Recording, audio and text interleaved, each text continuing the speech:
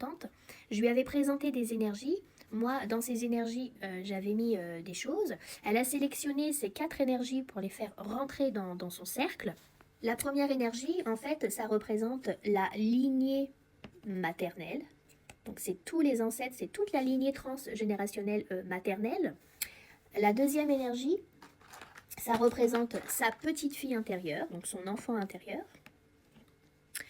Cette énergie-là, c'était l'énergie de son ex, parce que elle a eu une histoire avec un homme qui lui a fait beaucoup de mal, à tendance perverse et manipulateur.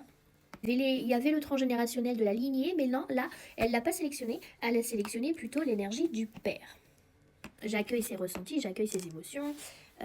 Et donc là, ensuite, dans la séance, on va découvrir quelle blessure a été associée. Sur la lignée maternelle, on a été associé à une énergie d'abandon. Pour sa petite fille intérieure, son enfant intérieur... Ah bah, bam. Vous voyez comme quoi c'est ouf. Petite fille intérieure, on a associé vraiment l'énergie de l'enfant intérieur. Donc une blessure d'enfant intérieur à l'enfant intérieur, je trouve ça d'une logique, parfois c'est surprenant à quel point nos intuitions, on est intuitif et on sait ce qu'on fait dans l'énergie, dans l'inconscient, et heureusement qu'on ne vient pas mettre du mental, parce que le mental il fout tout en l'air. Au niveau de son ex, elle est venue nous mettre, eh ben tiens, du pardon non accordé, carte 33, énergie très forte. Il y a quelque chose qui n'est pas encore accordé, elle se sent peut-être, il y a une partie d'elle qui se sent peut-être encore sous emprise, qui se sent peut-être encore enfermée ou reliée à cet homme, parce qu'elle n'a pas récupéré ses énergies. Ensuite, au niveau de son père, on a un sentiment de rejet. Certainement qu'à un moment de sa vie, elle s'est sentie rejetée, ou alors c'est son père qui s'est senti rejeté. Ça, c'est en débriefant avec ma consultante qu'on va venir conscientiser tout ça. Je vais sûrement demander à ma consultante après de venir replacer les protagonistes. Elle va peut-être vouloir changer. Par exemple, elle va avoir envie de se placer là, elle va avoir envie de mettre son enfant intérieur là.